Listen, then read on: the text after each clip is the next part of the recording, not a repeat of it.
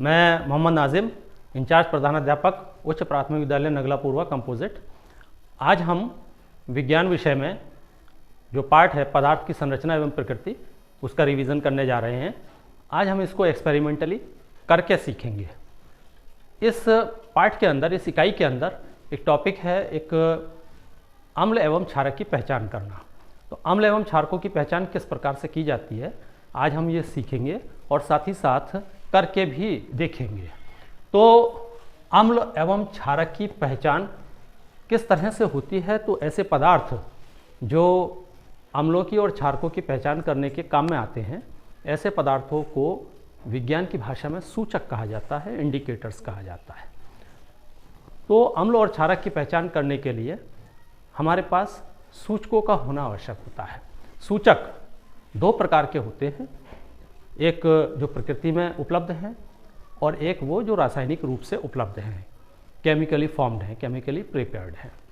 तो प्राकृतिक रूप से जो सूचक उपलब्ध हैं, जैसे लिटमस पेपर है, हल्दी है, गुड़हल की पंखुड़ियाँ हैं, गुड़हल के पुष्प की पंखुड़ियाँ हैं। साथ ही साथ जो रासायनिक रूप से उपलब्ध हैं वो है फिनोफ्थलीन और मिथाइल ऑरेंज। इन सूचकों के माध्यम से, इन पदार्थों के माध्यम से हम किस प्रकार से ये पता लगाते हैं कि दिया गया पदार्थ अम्ल है या क्षार है, क्योंकि इन पदार्थों का एक माध्यम में कोई और कलर होता है, अम्लीय माध्यम में कोई और कलर होता है, जबकि क्षारीय माध्यम में कोई और कलर होता है। जैसे अगर हम लिटमस पेपर की बात करें तो लिटमस पेपर अम्लीय माध्यम में नीले से लाल हो जाता है। नीला लिटमस पेपर अम्लीय माध्यम में लाल हो जाता है। अगर लिटमस पेपर क्षारीय माध्यम में हो तो लाल लिटमस पेपर नीला हो जाता है। यानी कि लिटमस पेपर के द्वारा हम अम्ल और क्षार की पहचान इस प्रकार करते हैं। अम्ल की पहचान करने के लिए नीला लिटमस पेपर लेना पड़ेगा और उसे जब हम उस पदार्थ में डुबोएंगे तो वो लाल हो जाएगा। इससे हम ये समझ लेंगे कि जिस पदार्थ में वो डुबोया गया है वो दिया गया पदार्थ अम्ल है या अम्लीय प्रकृति का है। ठीक इसी प्रकार से जब हम लाल लिटमस पेपर लेंगे तो लाल लिटमस पेपर को जब हम पदार्थ में डुबोएंगे दिए गए पदार्थ में, तो वो लाल लिटमस पेपर नीला हो जाएगा। तो हम ये समझ जाएंगे कि हमको जो पदार्थ दिया गया है वो क्षारीय प्रकृति का है या क्षार है। ठीक इसी प्रकार से जो प्रकृति में उपलब्ध, हमारे आसपास और परिवेशीय संसाधनों में उपलब्ध पदार्थ है वो हल्दी है। हल्दी भी एक इंडिकेटर और सूचक का कार्य करती है। हल्दी का जलीय विलयन, हल्दी का विलयन बना लेते हैं और हल्दी का जो विलयन होता है वो क्षारीय माध्यम में, यानी कि जब हम उसके साथ कोई क्षार मिला देते हैं तो वो लाल हो जाता है, यानी पीले से वो लाल हो जाता है। पहले पीला होता है, बाद में वो लाल हो जाता है। यदि लाल हो गए विलयन में हम कोई अम्ल की मात्रा मिला दें, जैसे नींबू काट कर मिला दें या अम्लीय प्रकृति का कोई पदार्थ मिला दें, तो वो फिर से लाल से पीला हो जाता है। यानी कि हम इन दो तरह से हल्दी के द्वारा भी हम ये पता लगा सकते हैं कि दिया गया पदार्थ या जो हल्दी है उसमें हमने जो क्षार मिलाया है, तो जब क्षार मिलाया है तो उसका कलर लाल हो गया, अगर हमने अम्ल मिलाया है तो उसका कलर फिर से पीला हो गया। इस तरह से हम अम्ल और क्षारक की पहचान कर सकते हैं। ठीक इसी तरह फिनोफ्थलीन है। फिनोफ्थलीन रासायनिक रूप से उपलब्ध एक सूचक है और इसी प्रकार से मिथाइल ऑरेंज है। तो फिनोफ्थलीन क्या है, अम्लीय माध्यम में, यानी जब उसके अंदर कोई अम्ल मिलाया जाता है तो उसमें वो रंगहीन होता है। अम्लीय माध्यम में फिनोफ्थलीन रंगहीन होता है। ठीक है बच्चों। और क्षारीय माध्यम में फिनोफ्थलीन का जो कलर है वो गुलाबी हो जाता है। यानी कि अगर हम फिनोफ्थलीन में कोई पदार्थ मिलाते हैं, अगर फिनोफ्थलीन का कलर गुलाबी हो जाता है तो हम ये समझ जाते हैं कि वो जो पदार्थ हमने मिलाया है वो क्षार है, वो क्षार है। यदि इस प्रकार से हमने ये देखा कि हम सूचकों के माध्यम से अम्ल और क्षारों की जो पहचान है हम किस प्रकार से करते हैं। अब हम ये सारी चीज़ें हम करके सीखेंगे। तो मैं चाहूँगा सारे बच्चे इधर आ जाएं और हम इसको एक्सपेरिमेंटली भी करके देख लेते हैं। इधर आइए। अम्ल और क्षारकों की पहचान हमको करनी है। तो हमने देखो, हमने हमारी प्रकृति में कितने, एक तो हल्दी है, लिटमस है और गुड़हल के पुष्प की पंखुड़ियाँ हैं, ये प्राकृतिक रूप से उपलब्ध सूचक हैं। ठीक है बच्चों, ठीक।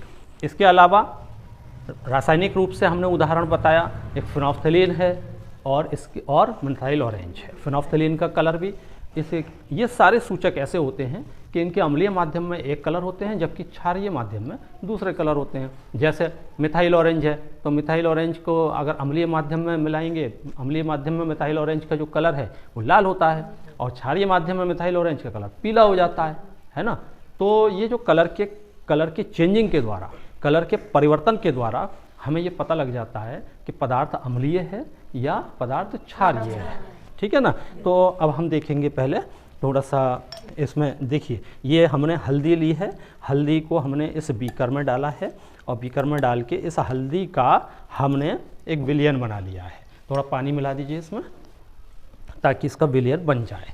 पानी मिलाएंगे हल्दी में, हल्दी का पाउडर हमारी किचन में भी होता है, इसमें हमने पानी मिला दिया। अभी हम देखेंगे जादू, है ना। ये मिल गई हल्दी, ये रख दीजिए, ये हो गया हल्दी, हल्दी का हमने एक विलयन बना लिया। ठीक है, अभी इसका कलर कैसा है? पीला, पीला है ना। ठीक, अभी इसका कलर है पीला। अब हमने क्या किया, हमने थोड़ा सा इसके अंदर ये सर्फ डाल दिया, सर्फ डाल दिया। अब देखेंगे सर्फ डाल के हिलाएंगे, ये तो कलर चेंज हो गया, ये कलर कैसा हो गया? लाल हो गया, है ना। तो हमने कैसी, ये जो सर्फ है ये कैसी प्रकृति का हुआ? ये हुआ क्षारीय प्रकृति। क्यों? क्योंकि पीला कलर लाल हो गया। अगर हम ये चाहें कि ये वाला जो लाल कलर है अब ये फिर से पीला हो जाए तो हम क्या करेंगे, इसमें नींबू डालेंगे। ये नींबू में कौन सा अम्ल होता है बताएंगे? साइट्रिक एसिड, है ना। कौन सा अम्ल होता है? साइट्रिक एसिड है, सिट्रिक एसिड भी कहते हैं, तो नींबू में पाया जाता है ना। तो इसमें निचोड़ेंगे, निचोड़ो बेटा, आप निचोड़ो, आप खुद करके देखो, स्वयं करके देखो। देखो इसमें विलयन में हमने क्या लिया था? सर्फ मिलाया, लाल हो गया था। अब हम इसमें अम्ल मिला रहे हैं। अम्ल कैसे मिला रहे हैं? नींबू के रूप में, क्योंकि नींबू में सिट्रिक अम्ल पाया जाता है। ठीक है ना। अब हम इसको हिलाएंगे थोड़ा सा, और थोड़ा सा और डाल दीजिए इसमें।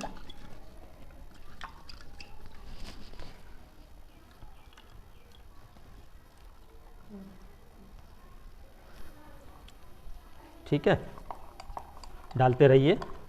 ठीक है, ये सूचक जो है, सूचक का काम कर रहा है, हल्दी सूचक का काम करती है। देखो अब जब हमने इसमें सर्फ मिलाया था तो ये पीले से लाल हो गया, और जब हमने उस लाल विलयन में नींबू का रस मिला दिया, मतलब सिट्रिक अम्ल मिला दिया या अम्लीय माध्यम कर दिया, तो फिर से इसका कलर पीला हो गया। तो इससे हमने क्या सीखा? हल्दी की जो होती है वो अम्लीय माध्यम में तो पीली है या उदासीन माध्यम में पीली है, लेकिन जैसे ही उसका माध्यम क्षारीय होता है यानी क्षार मिलाया जाता है तो लाल हो जाती है। ठीक है, ठीक इसी तरह से ये तो प्राकृतिक रूप से उपलब्ध हमारे पास एक सूचक है। अब हम क्या करेंगे, देखो एक ये परख नली है हमारे पास। ठीक है, इस परख नली में हमने क्या किया है, थोड़ा सा इसमें हमने ये रासायनिक रूप से उपलब्ध है, ये मिला दिया हमने। क्या है ये? फिनोल्फ्थलीन। ठीक, अभी ये हमने बताए थे 5 हमने अभी बताए हैं सूचक, एक लिटमस पेपर, हल्दी, एक गुड़हल की पंखुड़ियाँ, फिनोल्फ्थलीन और मिथाइल ऑरेंज, है ना। तो ये हमने लिया है फिनोल्फ्थलीन। क्या लिया है? फिनोल्फ्थलीन। अभी इसका कलर देखो, कोई सा कलर नहीं है ना, रंगहीन है ये, है ना, रंगहीन है। ये उदासीन माध्यम में भी कलरलेस होता है, रंगहीन होता है। अगर इसमें हम अम्ल मिला दें तब भी ये ऐसे ही रहेगा, रंगहीन रहेगा। यानी कि उदासीन माध्यम में और अम्लीय माध्यम में, दोनों ही माध्यम में ये जो कलर है ये रंगहीन रहे, मतलब कलरलेस, कोई कलर नहीं है इसका। अब हम क्या करेंगे, इसके अंदर हम कोई क्षार मिलाएंगे, क्षार मिलाए, जैसे सर्फ का पानी, साबुन का पानी। ठीक है, या हमने सर्फ का पानी लिया है इसके बोतल के अंदर, तो सर्फ का पानी इसके अंदर मिलाएंगे तो ये इसका जो कलर है वो गुलाबी कलर का हो जाएगा। देखिए ये गुलाबी कलर का हो गया, है ना। तो हमने क्या सीखा कि फिनोल्फ्थलीन का जो कलर है वो, जब फिनोल्फ्थलीन के अंदर जब कोई अम्ल मिलाया जाता है तो वो कलरलेस रहता है, रंगहीन रहता है। लेकिन जब हम उसके अंदर कुछ क्षार मिलाते हैं, क्षारीय विलयन मिला देते हैं, तो वो पिंक कलर का हो जाता है, गुलाबी कलर का हो जाता है। तो आज हमने बच्चों बहुत अच्छे से सीखा है। क्या क्या सीखा है? सूचकों के बारे में, अम्ल और क्षारक की पहचान किस प्रकार से की जाती है, इसे करके हमने सीखा है। ठीक है, इसी तरह से अच्छे से पढ़ेंगे विज्ञान विषय में। ये वाला पार्ट पूरा रिवीजन आपका हो गया है ये पूरा। ठीक है, तो इसे बहुत अच्छे से लर्न करेंगे और हर चीज़ को समझेंगे। ठीक, मैं अंत में ये कहना चाहता हूँ कि हम किस तरह से लर्निंग बाय डूइंग, हम विज्ञान किट का यूज़ करते हुए, विद्यालय को उपलब्ध कराई गई एक छोटी सी विज्ञान किट का उपयोग करते हुए हम छोटे छोटे एक्सपेरिमेंट्स के माध्यम से विज्ञान के बहुत सारे जो कठिन और डिफ़िकल्ट कॉन्सेप्ट्स हैं हम अपने बच्चों को बहुत आसानी से वो समझा सकते हैं। और हमारे आज के इस एक्सपेरिमेंट्स में और आज के इस एक्सप्लेनेशन में हमने विज्ञान किट का यूज़ पूर्ण रूप से किया है। धन्यवाद।